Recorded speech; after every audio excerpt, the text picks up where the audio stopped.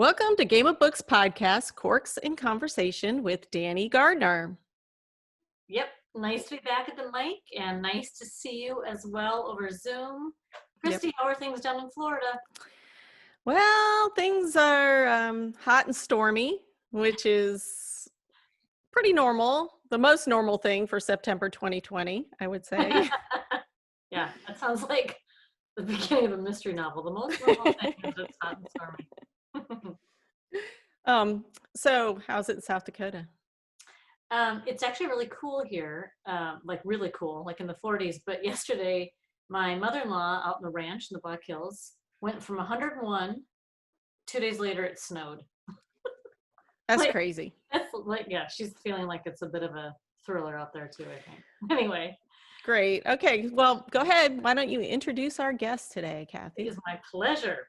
Okay, so we are here today with Danny Gardner, author of Ace Boon Coon, the second in the Tales of the Elliot Caprice series. And it takes place in 1950s Illinois, so it's a historical crime fiction. In this installment, Elliot has returned to help his uncle save the family farm. But things don't go very smoothly for poor Elliot, as racial tensions between the agricultural workers rise. Murder pulls Elliot back to Chicago, where he used to be a cop, and he finds himself in between just a few problems. I'll be anxious to ask Danny about how he created all this. But Elliot finds himself in between Jewish and Negro organized crime factions.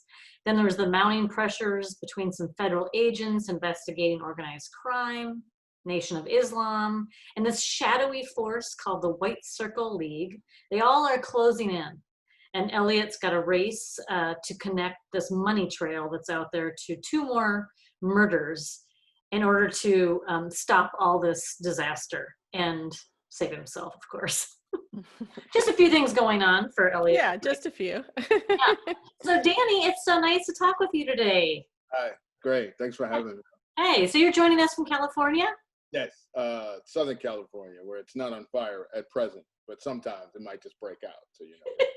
If you run, is that what has happened? Yeah. Literally, if you're ashy and you rub your knees together, you can start a forest fire in California. Let's hope we can make it through the next half an hour. Yeah, right. Yes. All right, so before we get started with the big questions, let's talk about the really important stuff, the wine. Yes. So we're drinking a Sancerre. Yes. And you sent a beautiful picture. You have a Jean-Jacque Auchère Sancerre. Jean-Jacque Auchère Sancerre. That's right. That you found at Costco. So Is that what you're drinking? Yeah, I am. And in fact, like, if you know me and know me very well, Jean-Jacque Auchère Sancerre is like something I'd just be cool saying just because it sounds like a homie. Like, I don't know. I took 6 years of French in Chicago public schools. I can't translate none of this for you. Jean-Jacque Auchère Sancerre. It's like rhyming. It's got a little flow. Yeah, I know. Well, we didn't have the Jean-Jacque Sancerre down here. Put all that into it, though. You got to do your neck and stuff. Yeah. And so instead, I had a friend who went to Costco. She's a Francophile, which she's wondering why you picked this Sancerre, because she's like, I've been to Sancerre. Why is he picking Sancerre? But what I got is the Georges de Bourges. Oh, it's Charles de Bourges. Charles de Bourges Sancerre. And it's also under 20. It was at Costco here in Florida. So. Oh, yeah. You could grab that at the Whole Foods in Southern California. You can see that. Oh, really? We got Whole Foods here too. Poor Cathi up there is just like about ready to send you to South Dakota has neither. I'm pretty limited here in my options. You know what South Dakota has? It has potential. That's what it's going to have everything one day. We got our fingers crossed. We do. I will be playing this for my local and only liquor store in town. One store. Nice. But you're drinking a Sauvignon Blanc, which is I am. basically That's what a the best I could do. Sancerre is, only less fancy. Sorry. Yeah. Oh well. Yeah. Cheers. That's all. Cheers. Yeah. Okay, yeah. Good choice, Danny. Yeah. I'm Okay. a drinking author. That's right. It Mhm. makes it all so much more enjoyable. It's soothing. I'm feeling better with each sip. God. We find that with a lot of the authors, I tell you.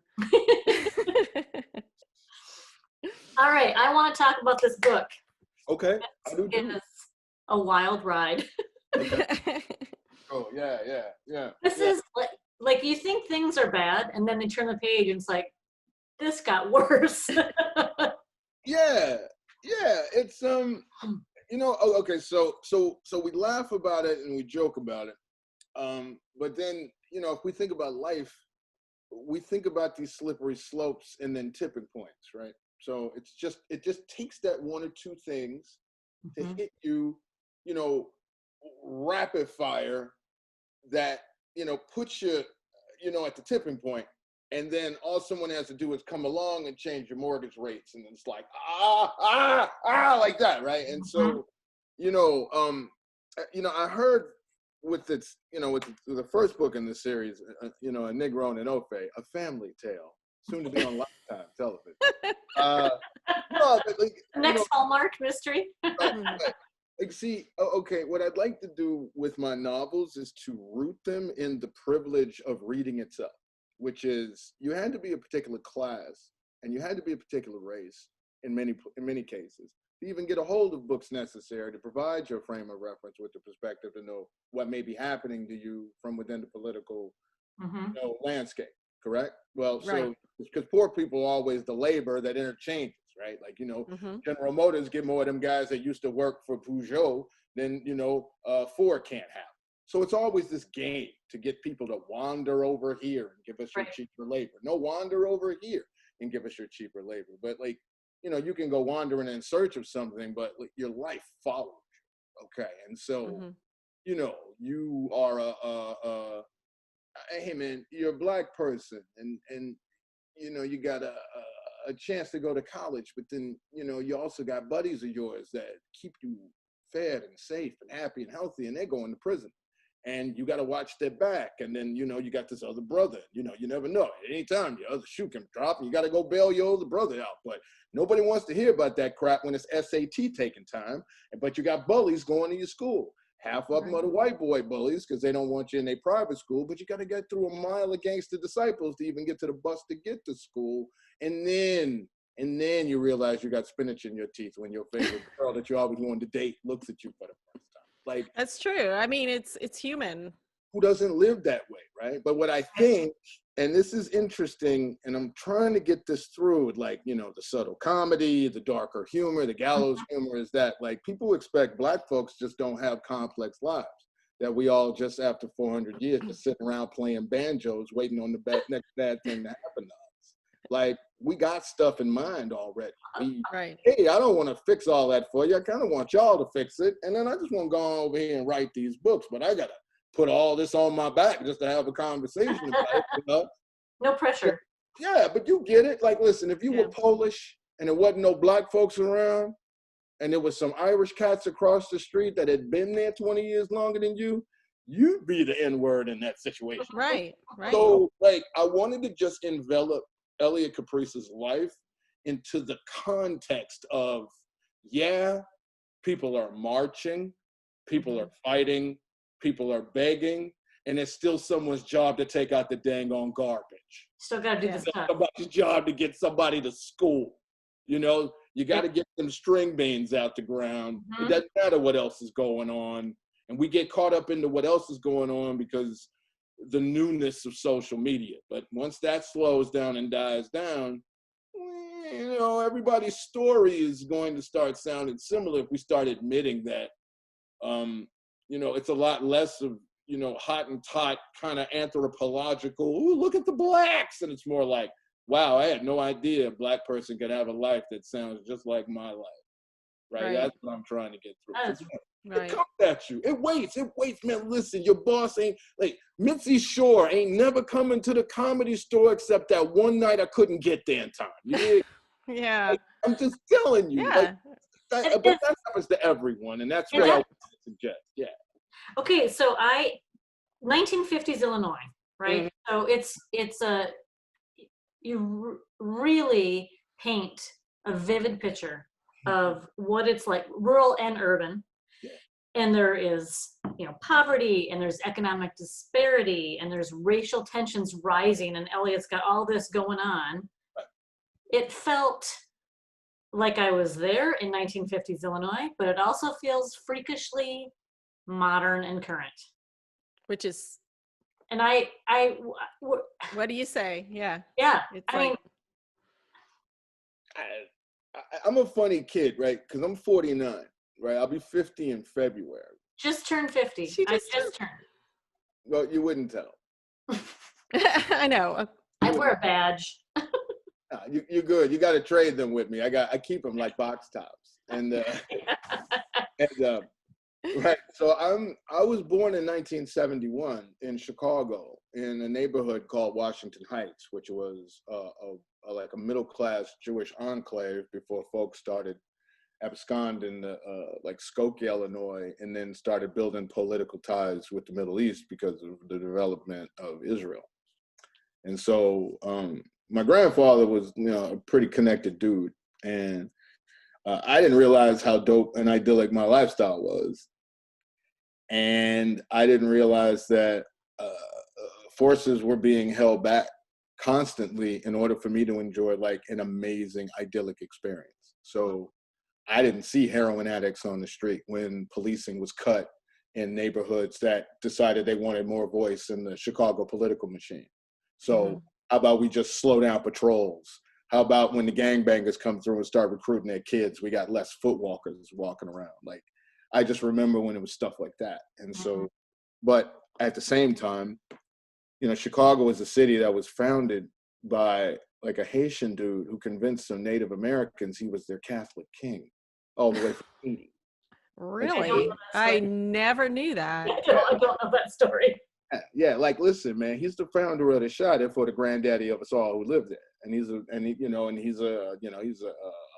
descendant of African slaves, right? So, that's a big deal. But at the same time, you got to be pretty slick to show up to some Chickasaw Indians and convince them we're all that trading on the mouth of where Lake Michigan meets the Chicago River, right? Like, so you got that, and you black, and you first.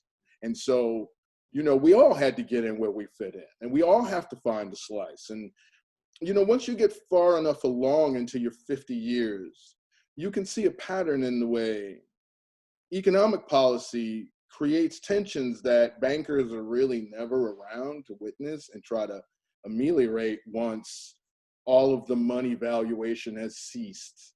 And that's a problem for all of us. Like, somebody takes a grease pencil, draws a red line. Now all of a sudden this Irish family lives across the street from this ghetto because there's too many blacks on the other side of the line, and go find them for half of your equity. It's like, wait a minute. No, actually, you running off with bags of money, and my neighbors across but then, our schools are teaching us how to be better bricklayers. Our schools are teaching us how to be better. You dig? So right. Oh yeah. It's always in this blind spot. And if it works on Negroes, then Polish folks is gonna work for less than they're worth every hour, right? And so, right. Like, it's just this constant 50-year, let's reboot everything. Hollywood only knows how to make us butlers, and Obama just left. I ain't looking at a Harriet Tubman biopic, and the first black first lady just left after 4 years, looking and sounding better than everybody else. I just, I grew up with Cicely Tyson being doggone Harriet Tubman, man. Move me on in the book. I'm trying to get to the back chapters, man. Right. It's just, we've done this before. It feels new because we love these greatest hits we keep playing. Right. But with the digital space, like, we can't get into a conversation about Chester Himes because 1 out of 3 mystery readers who are white have never heard of him, and 1 out of 5 who are black have never heard of him because his copyrights sit dusty because he died old and lonely. In Spain, because it was too hard for him to get back to the United States. So then it's a little hard to have a conversation about who's the greatest mystery writer when we've forgotten about most of them we just had 50 years ago. But with digital space, nothing gets deleted in 50 years. George Lucas isn't going to own my grandfather's newspaper, the Chicago Daily Defender, because they couldn't find who owned it, because nobody cares to check in with Black people about things. In 100 years, they're going to be printing Ace Boon Coon on Mars, and maybe we won't forget we're all Americans and some of us are Black. But for now, we're looking at a 50-year pivot where if you're a woman and you're angry at America, well, you can be the first woman writing about these issues. The first what? Yeah. Or I can be, they with the Walter Mosley thing. Nobody knows nothing else about nothing but like Walter. Like, it's just like, I like Walter. Every time Walter see me, he look at me all mean. I'm like, I ain't the one saying it, dog. They just don't know nobody else. My fault. Like, right? So, but I think with technology, I think with these bad boys and girls, right? Right. It's kind of hard to burn that in the bonfire when you don't want somebody to read it. No, it's going to be out there. I really, I think I don't know what it's going to take, because it's just, everything's a mess out there. And it's like, it might take, I don't know. I don't want to go there because it's too. Danny, when did you start writing this installment of Elliot Caprice? That's a good story, because I wrote 2 books at the same time, not knowing what I was writing. Oh. So the first book, Negro and Ofe, is like this whole kind of like singularity where I didn't know if I could write a novel. I took this screenplay I sold to DreamWorks once. It got handed back to me when they sold to somebody else. And, I was feeling bad. Well, that's impressive, though. At least you sold it. Yeah, it was a hip pocket thing. Like my man always liked my writing. He was an associate. Then he got a producing slot, and then he needed material, and he liked the dialogue. And he put it on a stack of like 10 scripts, and was like, "Hey, all right, kid, this is your shot. What do you got?" He was like, "I got these," and I was like the 3rd script in the stack.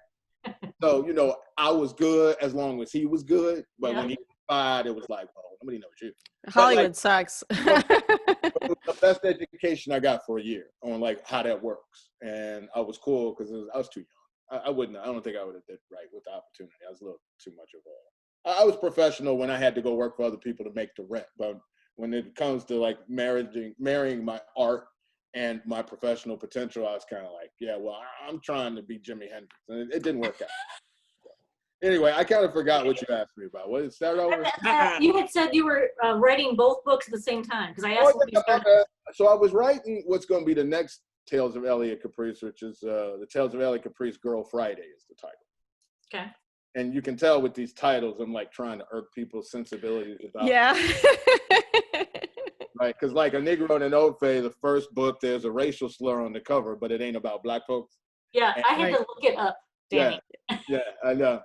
It's like it's an inside. It's like, I used to call them joke bombs when I used to do stand up. Like if I can make you like not laugh in the club, but wake up the next night and go, man, that was funny. Like it sits with you for a long time. It's not good for bookings. You don't want to do TV that way, of course, you see. But anyway, I forgot. What'd you ask me again? I don't know. Have a sip of wine. I think it's time for a sip of wine. It's Christie's. No. And we're going to. I was writing Girl Friday on retreat with Allison Davis, who taught me how to drink Sancerre, and she might even be having one of these right now because she taught me how to drink and eat cheese and write. And those are all very good skills.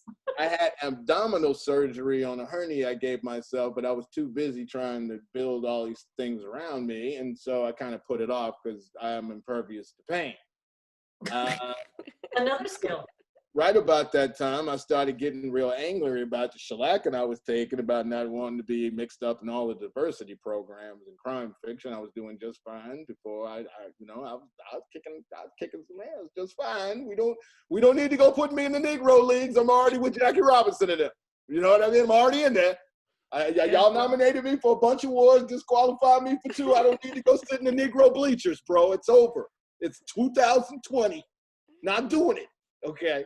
And so I guess I had another book inside me, right? Because my surgery got a little bad, and my abdominal area swelled up with like blood and stuff, and it added like an extra couple of months to my recovery. And then I'm sorry, I didn't mean to laugh, but I was like, that's graphic and that's a mystery novelist. There you go. I'm telling you, it was just like it was like carrying around my editor when I was walking around to go to the bathroom.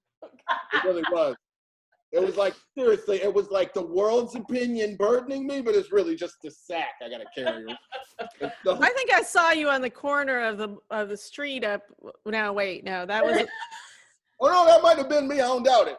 No, it was a white guy, but he kept pulling up his shirt to show his big belly. I'm half white according to DNA testing, so it could have been me on off days. Okay. It could have been me on every other Thursday. The half and half, the bifurcation. Anyway, the point I'm trying to make is, so I wrote a book that caught up with the times and then outpaced the times because I'm kind of psychic, but like I have to be because I'm Black in America.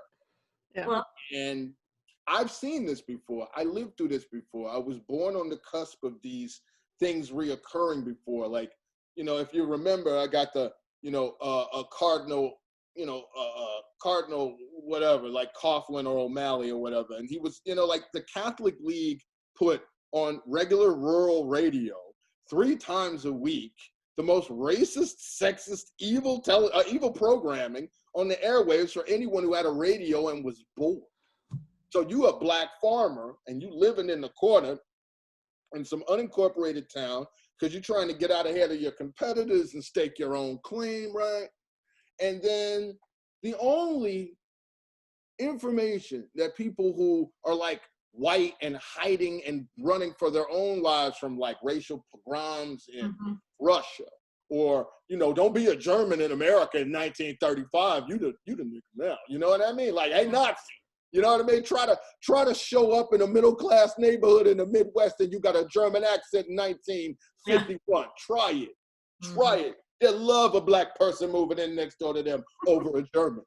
And so, but like at the same time, if you leave humanity in America alone long enough, we'll go from colored-only water fountains to nextdoor.com IDs.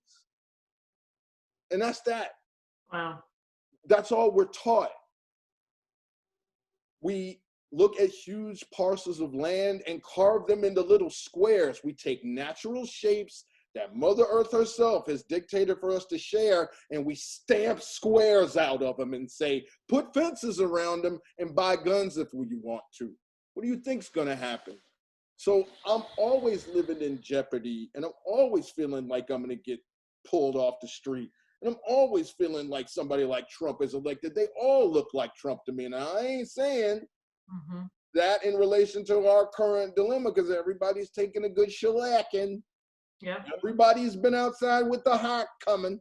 It's 40 below zero for everybody in America right now. Yeah. No, absolutely. It's a brainwashing thing or something, but I don't know. Now I can slip it in. See, I think the trick is, you don't wait until white folks are happy with being associated with Black folks or sharing a country and a heritage with Black folks to deliver information about what's happening with Black folks and folks that relate with us, who can see it, like they live, like put the glasses on, right?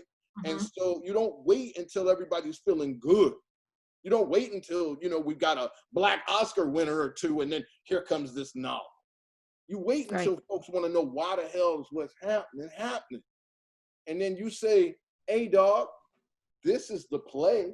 Right. And I guess like America started putting me through something. I could feel it. You got to have a sixth sense if you're a woman and you take the wrong job. And in the job interview, you can tell if somebody might get grabby. You can tell when to take your keys out to get in your car and when you leave them in your purse, right? So you can tell if a book is right for you. And you can tell if your climate and your social area is starting to close in on you and what you believe in or not. So I'm Black. America starts closing in around me about a few years before y'all to make certain the plan they got for y'all works on me. And then I was like, oh my God, it's happening again. Wow. And then I just took time to write from the point where I could break the story into 2 books. I thought I was writing Ace Boon Coon, and then it became Ace Boon Coon, and then Girl Friday, right? Like if you had a flow chart, and I just couldn't understand it. And then 6 months after, man, and I turned it into Allison, because she's my developmental editor the whole time. Hey, Allison. And then and then it started syncing up, and then it was scary. So, I don't want to claim sentience of to a greater extent than anyone else, but it's just like, finally, I'm the frog in the pot of water that knows what the F is going on. Right. You did? Like, Yeah. I heard the when like you're starting the burner on the stove. And I'm just like, oh, they doing it again. It's happening. They doing it again. We out. Let's go. And I'm thinking that if we can just start like writing about these dirty little tricks and deceitful things where, we get caught in the balance between the federal apparatus that supports all citizenry and the corporate apparatus that protects the almighty dollar, we just got to make them remember we're here. And see, like, when you can read Ace Boon Coon on this, it's not like you can lose Chester Himes in the Chicago Public Library basement. This is forever now, baby. Be there. Yeah. Right. I'm going to write these stories for like 10, 15 more years, and then Ingram will make certain they stay forever. And then it won't happen again. Right. And if we all do it, right? If we all do it, then we can just start showing people, hey, you knew better once. Because we wrote it in these books for you to know. It's right here. Cheers to that, man. I'm taking Cheers. Cheers to that, Danny. Right? All right. So just to segue into our normal little Is question in the bottle time, Christy? question in the bottle time. This is like when you get to the bottom of, go ahead, tell them, Cathi. Okay, so Danny, we like to ask all of the authors we get to talk to the question in the bottle. And these are the kind of questions that you might, get to once you've gotten to the bottom of a bottle. They're just silly, but we enjoy them. Oh, If you don't like it, you can pass, but just FYI. we'll pick another one, though. You got to answer one of them. Hey, listen, Okay. my oldest daughter is in the church now. Should I tell her to not listen to this episode? Is it about to get randy? Because I can go there, but I just got to check in. I don't know, because this question could go either way. Okay. All right. So what product from an infomercial have you been tempted to buy? Oh, I don't know. It's kind of scary. That could go either way. That could just be like never, or you could be like out there.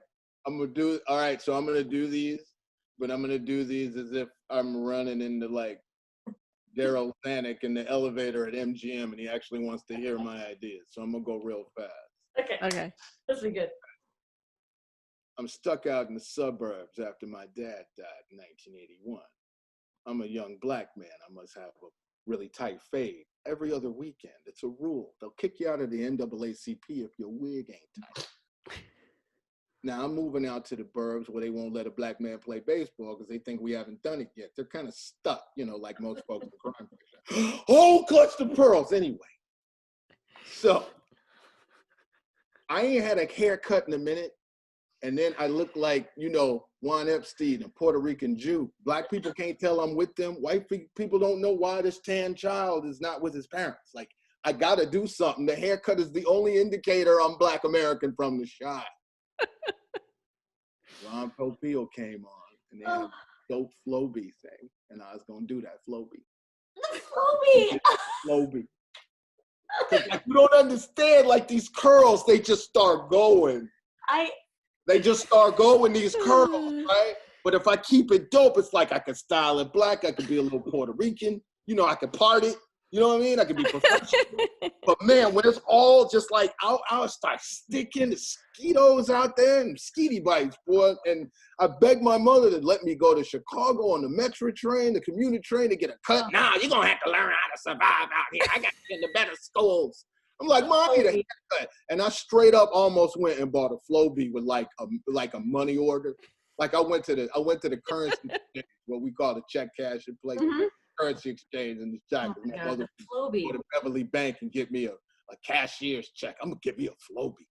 I'm gonna do it. And I had this vision because you know I overdo things, which is why we should have known better than ask that question of a comedian. I'm telling you, yo, the Flowbee, bring it back.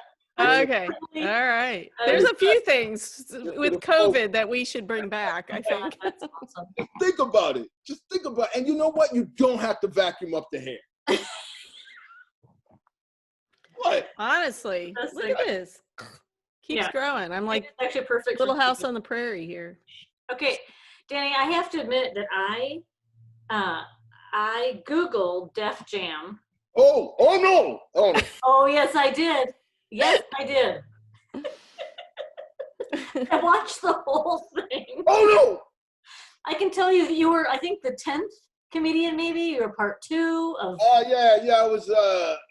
Okay. So season 1, it was just like, you know, the best comedians that they knew in the industry so far. So you saw folks that were working Def Comedy Jam season 1 clean, like Anthony Griffin, AJ Jamal. So that's the hopscotch, right? Mm-hmm. But you're black though, so you're not really working the road. Vegas don't have a lot of spots for you because George Wallace will never die, right? He just never dies. The blackest comedian for all the black comedians. If you want to work Vegas, you got to wait till George Wallace stops drinking blood. So him and Samuel L. Jackson. One time I was hanging out with Danny Glover, and then I saw his car was on 4 flats. Samuel L. Jackson was running to an audition for the Avengers. I was like, you know, Danny, it's just sometimes how it works. Anyway. Anyway, what was your question again? Sometimes I forget. Okay, so my question was going to be, listen, you've done a lot. You've done. That's the same problem I have. We forget So, after a few sips of wine. Season 3, it was like national auditions. The first comedians were like the famous guys, and then they asked the famous guys in season 2 to come back with like, you know, their mentees, right? And then that's when I started like growing up. I was about 18, and I fell in with Bernie Mac and Elle Givens and Cheryl Underwood from The Talk on CBS. Mm-hmm. And that's how I got like my start, and it helped me like write my first like 7 to 9 minutes. And so I was into season 3, the result of nationwide auditions, where it was like 600 dudes a city, 8 cities to make like half. Wow. You know, so it's, I mean, basically it's like a black organized battle royale. You know, you blindfold yourself, you put on one glove, and then you like punch Dave Chappelle in the face or something. I don't know, to get your spot. Right? And okay, but yeah, that was it. Season 3. It was the groundbreaking year because HBO was really able to sell it for like 10 more seasons after that. And there's a lot of pressure. That's I was 19 years old. Yeah. Wow, that's young. I lied to get on the show. I think I. Did you really? Well, you're clearly a storyteller from then to now. Yes. All right. Yeah. Woo! Chris, you gotta ask him about.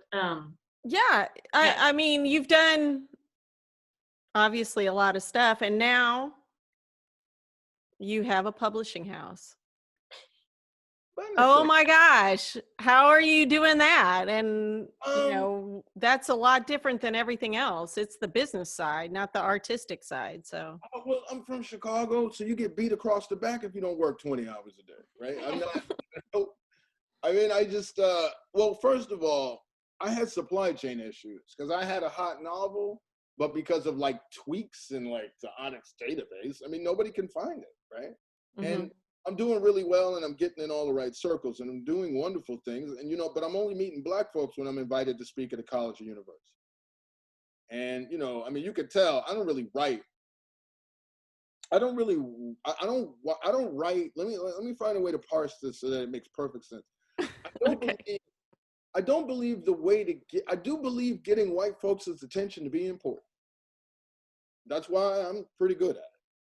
And I put great time and care into getting white folks to pay attention, but I'm always doing so from my black center, and I'm always doing so with what I'm able to offer from my life and my world's appearance centered in Black American values that you'll understand to be American values if you just come hang out with me and do this black first, black led, black centric thing for a little while, which is quite frankly a whole lot different.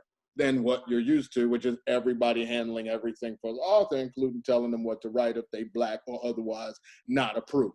And we've seen it 1,001 times. It's the kind of thing that'll make Miles Davis take a gun into his record company and demand his masters back.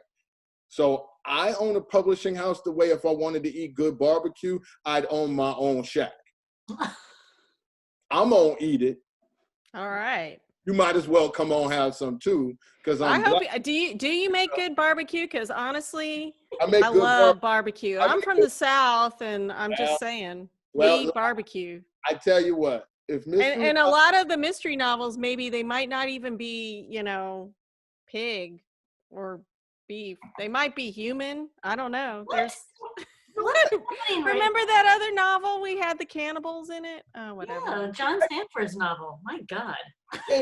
I can't vouch for the palates of every person who's ever written mystery. I will just say that I own a publishing house for the reason why anyone would, because I can. And that if I do, it claims space for me in ways that if I didn't own that publishing house, the individual value of me as a private creator of art would be less valued and respected. Now, So basically, you are making art, even though you have to do business to do it. The business part is worth it to you. The extra hours, the another 4 hours of the night, it's worth it. Yes, because that book you have behind you came from a source that was supposedly barred to me because I didn't have enough titles and I didn't have enough money, and they're not going to take you, and it's a special thing. And I'm looking and I'm being told no constantly by, all of these powers that realize they themselves aren't Black American, but somehow want to be the arbiters of what Black American authenticity should be. Wow. But that book that you have behind you is authentically me. It's about where I grew up. It's about who raised me. It's about folks who come up from the Great Migration. I'm a product of folks that go all the way to Surrey, UK in 1518. And we was shacking up with Negroes and making illegitimate miscegenated babies in New Louisiana in 1680, right? My grandfather had to hold off the Chicago outfit, and we talking about Sam Giancana, Johnny Torrio and them back in the 1950s, but some dude who ain't never left Los Angeles from his backyard says it ain't mystery right now I'm doing. It ain't crime right now I'm doing. If I didn't own my own imprint, you wouldn't have that book because everybody could have had it. Now, I was everybody's diversity imprint, darling. I was everybody's, you made a good thing happen. I was with Down and Out, and I made it work. I made them notice me and look at me. But then, the same guys who are published with all of and imprinted at the same warehouses as everything else, it doesn't matter if it says this one or this imprint or that imprint. They all sitting on the same shelf in an Ingram warehouse somewhere getting dusty if no one goes out and sells them. And I'm selling books like nobody's business. I'm on the same bestseller list as these dudes. And these guys are offering me no advance. Like, you are author just like me. I'm kicking your ass in book sales, but you got the temerity to say I'm not legitimately published to go on in my career. So even though I'm an author just like you, you're going to take my book for no money? Oh, honey, I've been a 30-year member of the Screen Actors Guild. Y'all some crooks in this game. I'm going to have to start my own business to keep from being a crook. Wow. And you could probably hear about some folks who thought they was going to come in here and take a turn doing business with me. But my grandfather, John Gardner, who owned 2 newspapers, he taught me very well. He said, Danny, if you hire the wrong white person, they'll think you hired them to be the boss of it. Hence, we have You know what I mean? Bronzeville Books. There you go. It's a book, right? Whoever bought a book for who the publisher is. But if the publisher loved you, loved the author, loved the book, gave you a value for your money, made certain it shipped to you on time, made certain it had all the quality indicators of any other book, and made certain the product was available and advertised in the same venues as everywhere else, that means there's room for it in the marketplace. And some other author's decision, just because he got an Ingram Spark account, shouldn't get in the way of me and my market progress. Right. It's a very subjective field we're finding, so it's really, really hard. Yeah. I come from like the project management professional certification. I come from like 8 years at Arthur Anderson and Anderson Consulting. I come from government. Like I come from, my grandfather ran the fire department. Like there are standards, practices, rules, ethics, but you know what? If you want people to stop getting their boobs and their butts felt on, and both has happened to me in a Bouchercon elevator from time to time, I must say, then you gotta, then if you want to change that, you got to start paying people more than $25 a short story. Right. Nobody wants to talk about increasing that $25 a short story. No, it's not a way to make money, I tell you. What a It's not a candid. way to make anything. So, Yeah. you know, it's just, man, listen, I gave the going industry, I was everybody's fast black friend for 5 years. I did every noir at the bar around the world. But when you book me to something 2,000 miles away, and you know I'm willing to come from Los Angeles on my own dime, and you still can't order books before I get there, and you know if I bring books into Canada, they're going to detain me for an hour, you're just trying to tell me stay my black ass home is what you're doing. Because you didn't take care of it, because you think I'm eager to fall all over myself and impress you guys. And it's like, hey, the authenticity ain't because I'm black. The authenticity is that I cared about what I was writing about. And I wasn't trying to impress people to get in. I was trying to show people who I really am. So maybe it won't be the first time they ever see a black person. And yet, you know, like all this other stuff gets involved in it. Right. That book you holding, 8 white people helped me get that book to you on time. Right. And nobody had any beefs or problems. Wow. And every one of you Floridians, everybody tells me I should be scared of. You all are the only ones that picked up the phone and told me about my market value and potential. Bronzeville I Books, don't right lie. there. No, I'm tired There you of go. I was born in Bronzeville. I was raised in Bronzeville.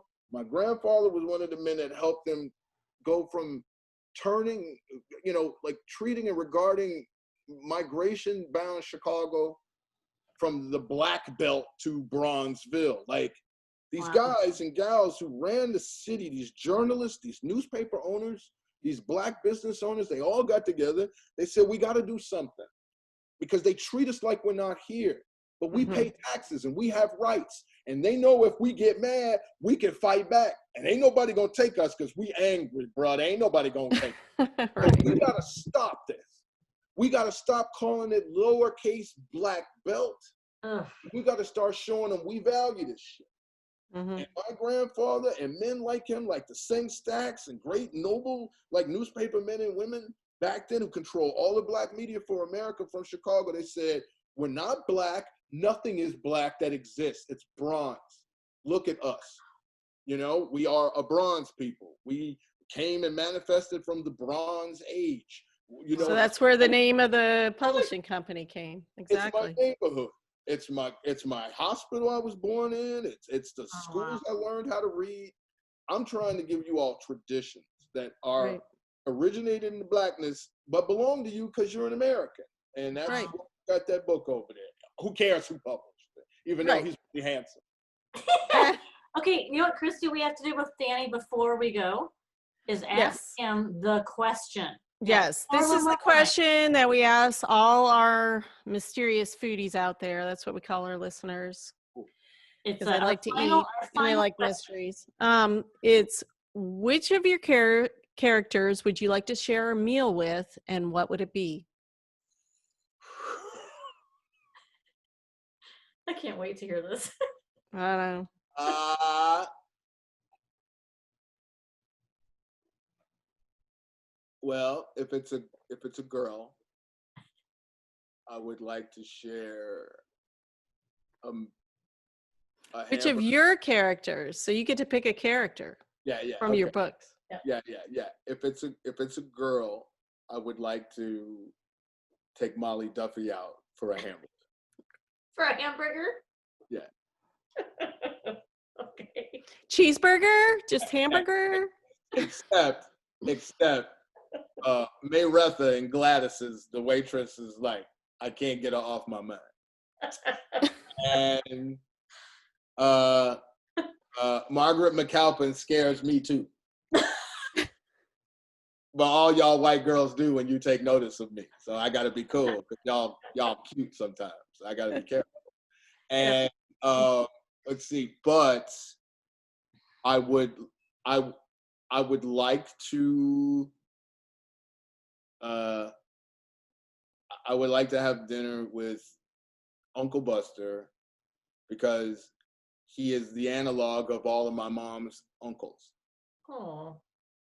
And so when my dad died and my mom couldn't take care of me anymore because she was just destroyed afterwards, all of the Gant family, all my uncles. Because see, my mama had uncles who were like cousin age. Because like, you know, we're from Louisiana, we never stopped screwing. Like, so my mother had like 35 aunts and uncles, right? And so like, Uncle Buster is the analog of everybody who ever looked after me after my parents died.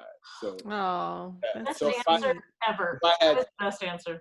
If I had dinner with Uncle Buster, I'd really be in the room with like 8 people who made certain that I kept my parents' promises after they passed away. So that would be dope because they all drink and smoke. Some of them smoke weed. It would be fun. It would be fun. Sounds probably like not it. a lot of Sancerre then. I still have them too, some of them. So it's cool. Like I got to send them the book. It's fun. Oh, okay. Oh, that's wonderful. Before we go, if our listeners want to reach out, get more information on the book, more information on Bronzeville, where's the best place for them to get that? Like your website or social media? Well, I'll tell you what. If you're checking in today, go to the Bronzeville Books Facebook page and hit like, and then you'll see all of the great things other authors than me are saying about my novel. And so, but you'll also get plugged in on all of the developments that we have. Like, so if you want to know about updates to the Bronzeville Books website and web store, the Facebook page and the Instagram is probably going to be your friend. And if you want to get in on the app when it launches in a few months, the website at bronzevillebooks.com is your friend. And I am going to hold my personal author page stuff for later because I'm trying to steer folks to Bronzeville proper. Okay. So I'm going to update the Bronzeville Books webpage with all the cool Danny Gardner stuff. Great. And then I'll split them up to make it easy for everybody. So it's just bronzevillebooks.com for the juicy fat meat. If you want to buy books, just go to your local bookseller. We love Okay. Awesome. Yeah, that's what I was about to say. Thank Bookshop, you. Ingram everywhere. Just do it. Just do it. All right. Do it. It's a great read. It's a warehouse, I was going right? to say it's on the shelves now. Everybody needs to go out and get it. And Right. thank you so much, Danny. You're welcome. Cheers. Thanks for, Cheers. I got a whole bottle left. Oh, you can finish it I finished before mine. the fire comes, hopefully. I don't know. Great to talk to you, Danny. Thank you for joining us. So much. Such Bye-bye, fun. y'all. Bye. Thanks.